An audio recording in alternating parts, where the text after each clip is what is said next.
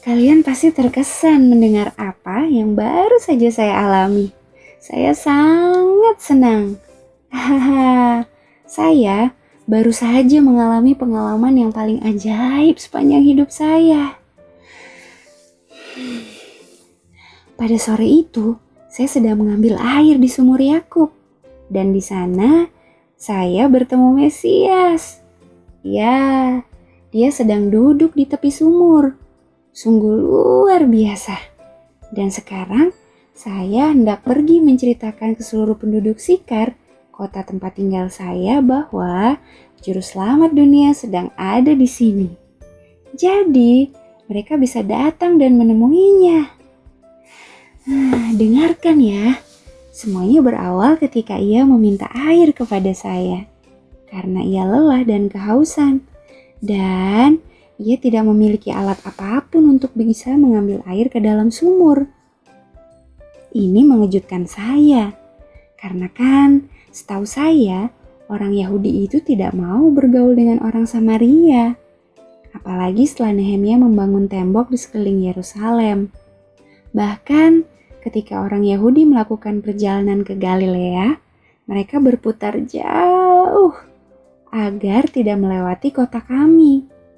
Yang mengejutkan juga ketika ia bercakap dengan saya ialah karena orang Yahudi itu biasanya tidak mau bercakap dengan perempuan di muka umum, khususnya para rabi. Mereka itu pasti akan lebih memilih mati kehausan daripada harus meminta minum kepada perempuan Samaria seperti saya ini. Akan tetapi, dia membuat saya benar-benar ingin tahu. Sewaktu ia berkata bahwa ia dapat memberi saya jenis air yang berbeda. Saya pikir ia sedang berbicara tentang air sumur. Dan saya menyukai gagasannya untuk tidak perlu datang setiap hari menimba air di sini. Jadi, saya mau air itu. Saya pun memintanya agar memberikan air itu kepada saya.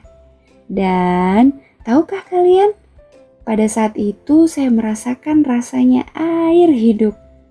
Sebab tanpa menghakimi saya, ia menawarkan kepada saya sesuatu yang jauh lebih baik. Ia menatap mata saya seperti sedang membaca halaman-halaman kehidupan saya. Lalu ia mengatakan supaya saya memanggil suami saya. Di sini saya gugup. Inilah alasan mengapa semua orang di Sikar menggunjingkan saya. Dan saya benar-benar tidak mau membicarakan kehidupan pribadi saya kepada orang asing. Jadi saya berusaha menghindari pertanyaannya itu. Saya hanya menjawab singkat. Saya katakan, saya tidak mempunyai suami. Sambil berharap ia akan berhenti bertanya. Tetapi kemudian, ia malah membeberkan apa yang telah saya berusaha sembunyikan darinya. Ia menyatakan kepada saya bahwa saya sudah mempunyai 5 suami. Dan sekarang ini saya tinggal dengan orang yang bukan suami saya. Bagaimana ia bisa tahu? Bagaimana ia tahu akan hal itu, padahal saya saja baru bertemu dengannya. Saya telah berdosa melanggar hukum yang ke-7. Saya telah merusak janji pernikahan saya berulang kali demi mencari kesenangan dalam diri tanpa menyadari bahwa sebenarnya yang saya perlukan adalah perubahan hati. Singkatnya, saya pun menyadari bahwa saya ini seorang berdosa dan saya memerlukan seorang juru selamat. Melalui perkataannya, ia mengangkat saya dari sumur dalam yang gelap dari kebenaran diri saya sendiri dan menuntun saya ke mata air kebenaran Kristus. Saya berusaha untuk mengalihkan percakapan sebab saya merasa malu dan tidak layak. Makanya kemudian saya bertanya kepadanya tentang di mana sih sebenarnya tempat untuk beribadah? Apakah di Gunung Gerisim ini bersama orang-orang Samaria? Ataukah di Yerusalem bersama dengan orang-orang Yahudi? Pertanyaan ini seringkali menimbulkan perdebatan loh. Tetapi saya sangat ingin tahu bagaimana kebenarannya.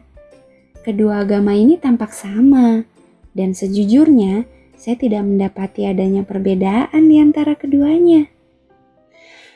Tetapi ia tidak memperdebatkan saya. Ia hanya mengatakan dengan jelas bahwa Mesias memang akan datang dari bangsa Yahudi sebagaimana kata nubuat, meskipun mereka tidak hidup lagi sesuai dengan kebenaran itu. Setelah kegenapan nubuat tentang kedatangan Mesias, maka akan tiba saatnya di mana tempat beribadah bukan menjadi hal yang utama pentingnya lagi, melainkan Tuhan akan tinggal di dalam hati orang yang benar-benar tulus dan bertobat serta melakukan kehendak Tuhan. Orang yang demikian katanya hanya sedikit. Nubuat-nubuat Alkitab juga menunjukkan kepada kita siapa umat Allah yang sejati sekarang ini. Lalu Yesus menyatakan kepada saya bahwa Dialah Mesias itu. Oh anak-anak, ketika saya mendengar hal itu, kalian tidak akan dapat membayangkan betapa besarnya sukacita yang mengalir di hati saya. Kata-kata itu bagai sumber mata air hidup. Saya pun meninggalkan tempayan saya dan berlari untuk memanggil orang-orang keluar dari kota dan datang bertemu Yesus. Saya menyerahkan segala sesuatu dan menjadi juru kabarnya. Oh iya, sikar memiliki arti minuman yang memabukkan. Dan pekabaran yang saya bawakan ke kota saya adalah seperti panggilan untuk keluar dari Babel. Untuk meninggalkan minumanmu yang beracun, yakni segala sesuatu yang menghalangi jalanmu untuk menyembah Tuhan dan berlari kepada Yesus. Seperti yang saya lakukan ini. Pekabaran ini dikenal dengan sebutan seruan nyaring dalam Alkitab. Itu adalah pekabaran yang akan tersiar sampai ke seluruh dunia bersama dengan kebenaran Kristus, yang adalah penebus yang mengampuni dosa-dosa kita. Dialah air hidup itu. Dan melalui penyegaran Roh Kudus, Ia akan menenangkan kecemasan hati kita dan memberikan kepada kita kerinduan untuk mempelajari firman-Nya.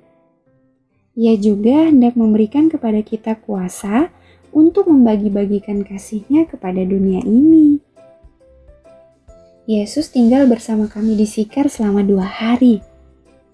Dan banyak yang menerima Dia sebagai juru selamat. Meskipun demikian, sebenarnya tuaian jiwa-jiwa di Sikar ini hanyalah suatu contoh kecil dari tuaian akhir yang akan terjadi ketika pencurahan roh hujan akhir. Kemudian akan ada banyak orang yang mengenal Yesus secara pribadi dan dengan sukacita menerima kebenaran. Mari anak-anak, mari kita bertemu Yesus. Saya pergi duluan dan menunggu kalian ya. Oke, sampai jumpa anak-anak.